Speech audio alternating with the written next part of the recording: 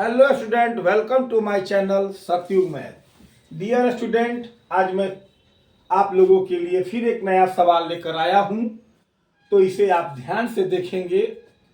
तो चलिए, क्वेश्चन है कि यदि द्विघात समीकरण 3x² माइनस kx माइनस 2 बराबर 0 का एक मूल 2 है तो k का मान क्या होगा।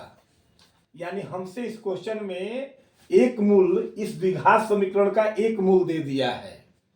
तो एक्स स्क्वायर के पास जो अंक होता है, हम जानते हैं कि a का मान होता है, तो a बराबर हमने 3 लिख दिया। x के पास जो मान होता है वो b का मान होता है, तो b बराबर माइनस k लिख दिया। और ये पूरा कांस्टेंट है, तो c बराबर हमने -2 लिख दिया। अब देखिए, ये द्विघात समीकरण है, इसलिए मूल की बात कर रहा है। द्विघात बहुपद होता तो शून्यक की बात करता। तो द्विघात बहुपद के दो शून्यक, अल्फा और बीटा, और द्विघात समीकरण के दो मूल होते हैं, वही अल्फा और बीटा। तो ये द्विघात समीकरण है, इसलिए इसका एक मूल यानी अल्फा दे दिया है, और आपको के का मान क्या करना है, तो निकालना है। तो चलिए, हम इसमें किसका प्रयोग करेंगे, किस सूत्र का प्रयोग करेंगे। तो आप लोगों ने पढ़ा होगा मूलों का योगफल और मूलों का गुणनफल। तो मूलों का योगफल क्या होता है, अल्फा प्लस बीटा बराबर -b बाटा में a, या अल्फा प्लस बीटा बराबर -b। तो माइनस का चिन्ह दे देंगे। अब b का मान -k है, तो -k लिख दिए। अब बाटा में a क्या है, तो a आपका 3 है, तो हमने 3 लिख दिया।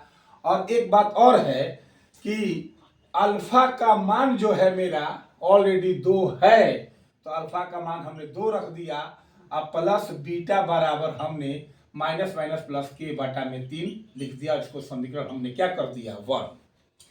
आप समझ रहे होंगे कि ए बी सी का हमने मान लिख दिया, अल्फा प्लस बीटा लगा दिया, और अल्फा का मान यानी एक मूल 2 दे दिया है, यानी अल्फा का मान 2 दे दिया है। बी का मान यहाँ -k रखा, और ये माइनस पहले से है, तो माइनस प्लस k बटा 3, यानी एक समीकरण हमने लाकर छोड़ दिया।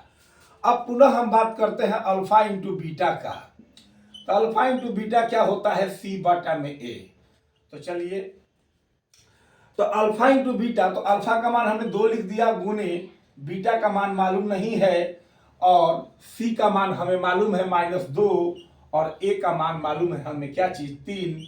और ये गुना में 2 है, तो बटा में जाएगा, तो 2 से 2 आपका कट जाएगा क्या, तो एक बार में, इसलिए बीटा का मान आपका हो गया -1/3। अब देखिए, इस बीटा का मान अगर इस हम इक्वेशन में समीकरण 1 में रख देंगे, तो k का मान हमारा क्या होगा, निकल जाएगा। इसलिए ध्यान देना है, ऐसे ऐसे सवाल आते हैं तो क्या करेंगे, बीटा का मान समीकरण 1 में रखने पर, यानी समीकरण 1 से हमने उठा लिया। समीकरण 1 से क्या है मेरा, तो 2 प्लस बीटा बराबर k बटा में 3। अब क्या करते हैं, 2 प्लस बीटा के जगह हमने क्या रख दिया, -1/3 बराबर k बटा में 3। हमने क्या किया कि 3 एलसीएम ले लिया।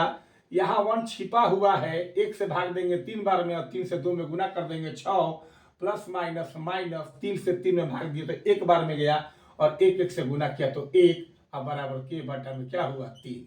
नीचे का सेम अंक है तो कट जाता है, तो 6 में से गया 5, बराबर क्या आ गया, k, यानी k का मान आपका क्या मिल गया, 5, और ये आपका हो गया आंसर। ठीक है। अब देखिए, क्वेश्चन है, दो संख्याओं के वर्गों का अंतर 180 है। छोटी संख्या का वर्ग बड़ी संख्या का 8 गुना है, दोनों संख्याएं ज्ञात करें। देखिए, एनसीईआरटी का क्वेश्चन है, इंपॉर्टेंट क्वेश्चन है, और मेरा मकसद है कि ऐसे सवालों को हम आप लोग के सामने रखें ताकि आप लोगों को परीक्षा में सफलता मिले। इसलिए ध्यान देंगे, ये इंपॉर्टेंट क्वेश्चन है ये। तो दो संख्याओं के वर्गों का अंतर 180, छोटी संख्या का वर्ग बड़ी संख्या का 8 गुना है, तो दोनों संख्याएं ज्ञात करें। तो देखिए, इसमें आप क्या कीजिएगा, अगर आप छोटी संख्या को x मान लीजिएगा तो आपका सवाल लंबा हो जाएगा, मतलब कैलकुलेशन उसका जो है लंबा, बहुत टेढ़ा हो जाएगा। लेकिन बड़ी संख्या को अगर आप x मान लेते हैं तो आपके लिए कैलकुलेशन छोटा हो जाएगा। तो देखिए, हम यहाँ मानते हैं, माना कि बड़ी संख्या बराबर, माना कि बड़ी संख्या जो है आपका x हो गया, बड़ी संख्या बराबर x, और कहता है कि छोटी संख्या का वर्ग बड़ी संख्या का 8 गुना है, यानी यहाँ कंपेयर किया गया है कि छोटी संख्या का जो वर्ग है बड़ी संख्या का 8 गुना है, तो कंपेयर करके हम छोटी संख्या ज्ञात करेंगे। तो कंपेयर कैसे करेंगे, तो हमने लिख दिया छोटी संख्या बराबर हमने कर दिया बड़ी संख्या। छोटी संख्या बराबर बड़ी संख्या। कंपेयर कैसे किया जाए, तो छोटी संख्या का कहता है वर्ग, चलिए छोटी संख्या का हमने कर दिया वर्ग। बड़ी संख्या का ये 8 गुना है, बड़ी संख्या का ये 8 गुना है, ये 8 गुना है, तो 8 से गुना इसमें हो गया, कंपेयर हो गया। अब उसके बाद छोटी संख्या का वर्ग मेरा चलेगा ही, छोटी संख्या का वर्ग हमने लिखा, इसका स्क्वायर कर दिया 8 गुने x, बड़ी संख्या हमने x माना है तो 8x हो गया। इसलिए जब छोटी संख्या हम निकालेंगे, छोटी संख्या जब हम निकालेंगे तो ये स्क्वायर आप जानते हैं कि इक्वल टू यानी बराबर को उधर जाएगा तो अंडर रूट हो जाता है, तो आपका 8x हो गया, यानी अंडर रूट 8x हो गया। अब देखिए बड़ी संख्या मालूम हो गया और छोटी संख्या भी क्या हो गया, मालूम हो गया, और दोनों के वर्गों का अंतर 180 कहता है। तो अंतर मतलब क्या चीज, बड़ा में से छोटा घटाना, तो बड़ा तो ये है ही, तो सीधे प्रश्न से क्या लिखेंगे कि बड़ी क्या कर रहा है, दोनों संख्याओं के वर्गों का अंतर, तो इस संख्या का वर्ग कर दीजिए और इस संख्या का भी वर्ग कर दीजिए, और अंतर का मतलब बड़ी में से छोटी को क्या किए, घटा दिए, अब बराबर हमारा क्या है 180, यानी दोनों संख्याओं के वर्गों का अंतर हमारा 180 हो गया। अब क्या कीजिए आप कि x का स्क्वायर x स्क्वायर हो गया, और रूट 8x के ऊपर स्क्वायर होता है, तो रूट के ऊपर अगर स्क्वायर होता है तो रूट कैंसिल हो जाता है, तो ये रूट कैंसिल होकर क्या हो गया आपका 8x, अब बराबर क्या हो गया आपका 180, या x स्क्वायर माइनस 8x और इधर ला दीजिए माइनस 180, अब बराबर 0। तो आप बीच वाले पद को तोड़ना जानते हैं, क्या कीजिएगा, किनारे किनारे को गुना कीजिए, यानी 180 गुने 1 गुना कर देते हैं तो 180, इसको जोड़ घटा कर चेक कर लीजिएगा, 8 आ रहा है, नहीं आ रहा है, तो हम क्या करते हैं कि 18 दहा भी 180 होता है, जोड़ने पर तो 8 नहीं आएगा, लेकिन 18 में से 10 घटाने पर आपका 8 आ जाएगा। तो क्या करेंगे कि घटाव की क्रिया करेंगे, तो घटाव में एक प्लस होता है और एक माइनस होता है, तो माइनस वाला हम बड़ा रखेंगे 18x, अब प्लस क्या कर दिया हमने 10x, अब माइनस कर दिया 180, अब बराबर क्या हो गया आपका 0। अब क्या किया जाए, तो अब हम दो से कॉमन ले लेते हैं, चलिए पेन यहां उतार देते हैं, x इससे कॉमन लीजिएगा तो क्या होगा आपका x माइनस 18, अब प्लस यहां से 10 कॉमन आएगा, 10 कॉमन ले लेंगे, x माइनस 18 बराबर 0, क्योंकि 10 यहाँ भी 18 दहा 180, 10 इसमें भी है। तो देखिए फिर ये दोनों कॉमन में निकलने लगा, तो क्या हो गया मेरा x माइनस 18 और क्या बच गया इंटू में x प्लस 10, तो हमने लिख दिया x प्लस 10 और बराबर 0। आप जानते हैं कि एक बार x माइनस 18 लेंगे तो ये चीज 0 के बटा में जाएगा तो 0 होगा, इसलिए x बराबर 18 हो गया, और एक बार हम x प्लस 10 लेंगे तो ये चीज इसके 0 के बटा में जाएगा तो 0 हो जाएगा, इसलिए x बराबर आपका क्या हो गया माइनस 10। अब देखिए अब दोनों संख्या को हम कैसे मानेंगे, कौन संभव है, मतलब कौन पॉसिबल है कौन इम्पॉसिबल है।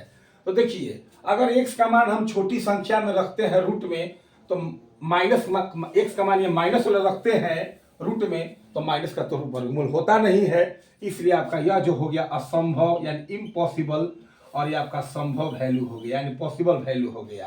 तो इसलिए आपका हो गया बड़ी संख्या कितना, बड़ी संख्या आपका हो गया कितना, तो बड़ी संख्या x है तो x का मान 18 हो गया, और छोटी संख्या आपका है, छोटी संख्या आपका हो जाएगा कितना अंडर रूट 8x, तो अंडर रूट 8 गुने क्या कर दीजिए 18, और 18 8 होता है 144, और 144 का वर्गमूल होता है 12, और आपका ये आंसर हो गया। ये बहुत इंपॉर्टेंट क्वेश्चन है। अब देखिए अगला क्वेश्चन है कि 10 5 into 10 25 into 10 30 into 10 65 into 10 85 equal to 1/√3, यानी इस टाइप के भी क्वेश्चन आते हैं 2 नंबर में, इसे ध्यान दीजिएगा। क्या करते हैं ऐसे क्वेश्चन में, आपको बस ध्यान क्या देना है कि आपको 1/√3 लाना है, और जो मान आप पढ़े हैं, तो हम लोग विशिष्ट कोण में क्या पढ़े हैं 0 30 45 60 90। तो देखिए एक 30 डिग्री का जो मान है इसमें तो हमको कर देखना है कि इसमें तो हमारा मान मिल जाएगा। tan 30 का मान होता ही है 1/√3। तो हम इसका तो छेड़छाड़ नहीं करेंगे। अब देखिए क्या है कि ये दोनों और ये दोनों, या तो ये दोनों को छेड़छाड़ कीजिए या तो ये दोनों को छेड़छाड़ कीजिए, यानी कि आपको इसको कुछ नहीं करना है, ये इन्हीं दोनों में से किसी को कुछ करना है। तो क्या कीजिए, tan 5 है इसी तरह छोड़ दिए हैं, tan 25 है इसी तरह छोड़ दिए, tan 30 का वैल्यू आप जानते ही हैं, इसको भी लिख रहे हैं। अब हम यहाँ क्या कर रहे हैं कि tan 65, तो tan 65 में हम क्या करेंगे, पूरक कोण लागू करेंगे। तो पूरक कोण क्या होता है कि tan 90 में से क्या घटाएंगे कि 65 होगा, तो 90 में से हम 25 घटा देंगे तो 65 होगा। और यहाँ भी tan का पूरक लिखेंगे, tan 90 में से क्या घटाएंगे कि 85 होगा, तो 5 घटाएंगे तो 85 होगा। अब देखिए tan 5 into tan 25 into tan 30 into tan 90 minus theta, तो tan का पूरक होता है cot, तो क्या होगा आपका cot 25 इंटू tan 90 माइनस 5, तो भी tan का पूरक होगा cot, तो cot ये क्या हो गया 5, क्योंकि tan 90 माइनस थीटा क्या होता है cot थीटा। अब देखिए ये दोनों को एक साथ लिख देंगे, क्योंकि tan theta into cot theta का मान 1 होता है। tan theta into cot theta, tan theta into cot theta, into cot का उल्टा 1/tan होता है। तो tan आपका क्या हो गया, कट गया तो 1 हो गया। थीटा देखिए सेम है, तो ये दोनों को एक साथ कर दिया हमने, tan 5 यानी tan 5 इंटू cot 5 एक साथ कर दिया। अब देखिए tan 25 सब इंटू में है और cot 25 ये वाला एक साथ कर दिया, और इंटू tan 30 इसको हम इसी तरह भी लिख देते हैं। आप चाहे तो यहां से भी मान लिखना शुरू कर सकते हैं, कोई दिक्कत नहीं है। इसका वैल्यू 1 गुने इसका भी वैल्यू 1, क्योंकि tan theta into cot theta है, और इसका वैल्यू 1/√3, और गुना करने पर आपको क्या मिल जाएगा 1/√3, जो कि आपका आर केस आ गया। दैट्स इट, और ये आपका हो गया प्रूफ। ठीक है।